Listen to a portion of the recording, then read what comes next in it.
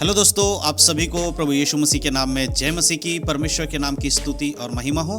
फिर से मैं आप सभी का स्वागत करता हूं हमारे एक और नए वीडियो के माध्यम से। और मैं विश्वास करता हूं कि परमेश्वर ने आपको और आपके परिवार को सुरक्षित रखा है, संभाला है। दोस्तों, आज के समय में जब भी कोई व्यक्ति यीशु मसीह के बारे में किसी को बताता है, ये बताने की कोशिश करता है कि यीशु मसीह ही उद्धार करता है, यीशु मसीह के बिना कोई भी स्वर्ग में नहीं जा सकता, तो बहुत सारे ऐसे लोग होते हैं जो ये कहते हैं कि यीशु मसीह हमारा ईश्वर नहीं है, यीशु मसीह हमारा परमेश्वर नहीं है, वो तो अंग्रेजों का परमेश्वर है, वो तो इजराइल के लोगों का परमेश्वर है, वो तो यहूदियों का परमेश्वर है, तो हम लोगों को यीशु मसीह से क्या काम। तो आज के इस वीडियो के माध्यम से मैं उस सवाल का जवाब देने वाला हूं जिनको ये लगता है कि यीशु मसीह अंग्रेजों का भगवान है या फिर यहूदियों का भगवान है या बाकी किसी और देश या राज्य के लोगों का भगवान है। तो आज के इस वीडियो में मैं आपके सवालों का जवाब देने वाला हूं, वो भी बाइबल के अंदर से।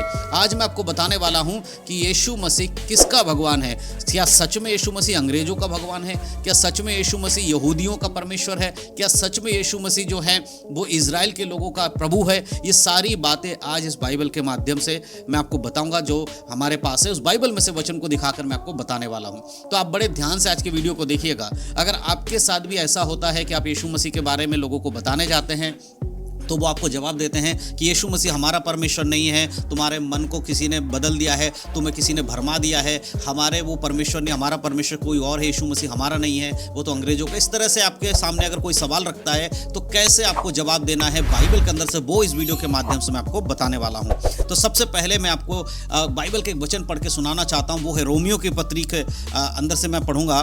तो सबसे पहले जान लीजिए, रोमियो की पत्री प्रेरित पौलुस के द्वारा लिखा गया पत्री है और बाइबल हमें बताती है कि प्रेरित पौलुस जो है वो एक यहूदी व्यक्ति था, यानी कि वो व्यक्ति जो कि परमेश्वर के लोग हैं, जो कि इजराइल के लोग हैं, जो कि मिस्र देश से बाहर निकाल के लाए गए, जो बचाए गए लोग थे, वो है यहूदी लोग। तो यहूदियों में से एक व्यक्ति था पौलुस, जो कि इस वचन को लिख रहा है परमेश्वर की आत्मा की प्रेरणा के द्वारा, और इस बात को कह रहा है कि परमेश्वर किसका प्रभु है। तो उस रोमियो की पत्री के 3 अध्याय के 29 आयत से अगर आप पढ़ेंगे तो वहां पर इस प्रकार लिखा है, क्या परमेश्वर केवल यहूदियों का है?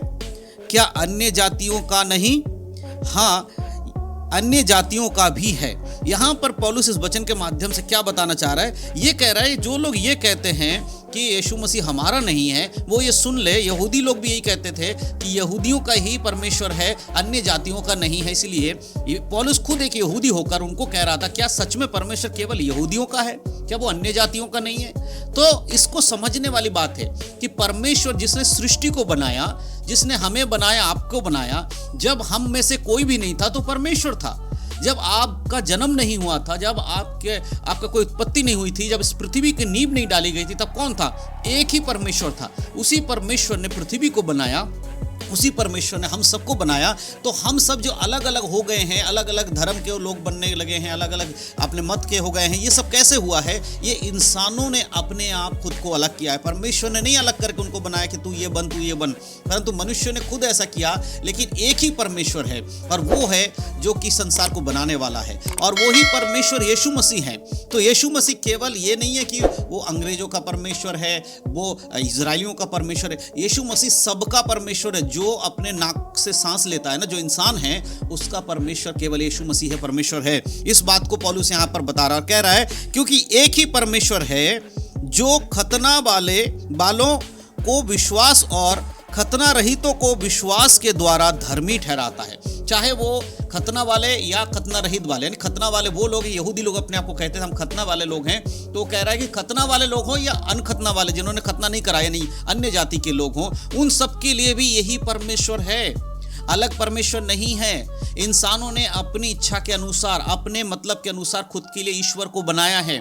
अलग अलग ईश्वर आज दुनिया में दिखाई देते हैं, ये परमेश्वर ने नहीं दिए किसी को बना करके, तुम इसको ईश्वर मानो, इसको ईश्वर मानो, वो एक ही परमेश्वर है। परंतु इंसानों ने अपनी जरूरतों के अनुसार अपने लिए ईश्वर चुन लिया, जिसे जैसा अच्छा लगा उसने उस तरह का अपने लिए एक ईश्वर को बना लिया।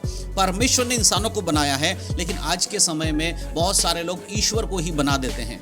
परमेश्वर ने अपने हाथों से मनुष्य की सृष्टि की, भूमि की मिट्टी उठाकर उसने एक पुतला बनाया और उसमें प्राण फूंक दिए। आज इंसान पत्थर से और भूमि की मिट्टी से मूर्ति बनाता, घास फूस से मूर्ति बनाता है और उसको कहता है ये परमेश्वर है। सोच कर देखिए, क्या कभी कोई परमेश्वर को बना सकता है?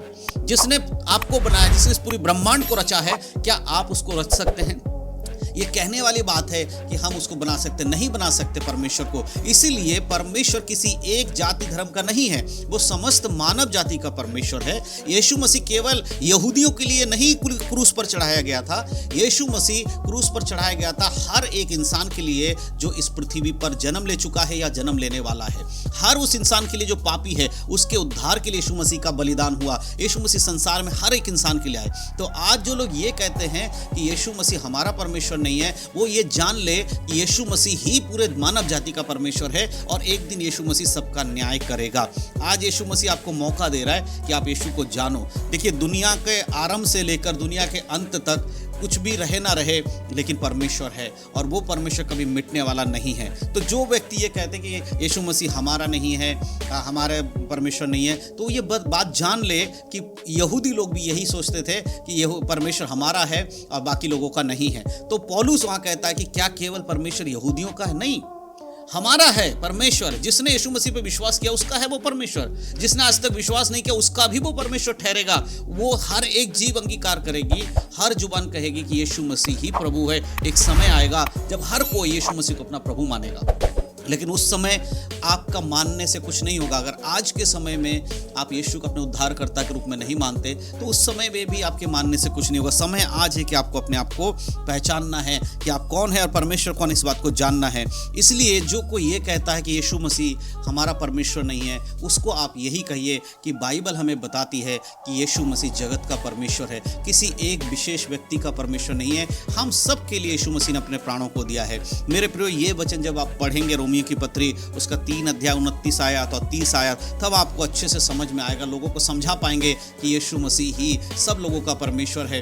जैसे यहूदियों ने सोचा कि केवल यीशु मसीह उनका है, परमेश्वर उनका है, इसलिए पौलुस कहता नहीं, परमेश्वर केवल तुम्हारा नहीं, वो अन्य जातियों का भी है। उसी प्रकार से विश्वासी लोग भी ये याद रखें कि अगर आपने यीशु मसीह को उद्धारकर्ता के रूप में मान लिया है तो केवल यीशु मसीह आपका हो गया है, ऐसा नहीं है मेरे प्रियो। जो आपके आसपास रहने वाले लोग हैं, यीशु मसीह उनका भी है। इसीलिए उन लोगों तक सुसमाचार पहुंचाने का जिम्मेदारी आपको और हमें दिया गया है।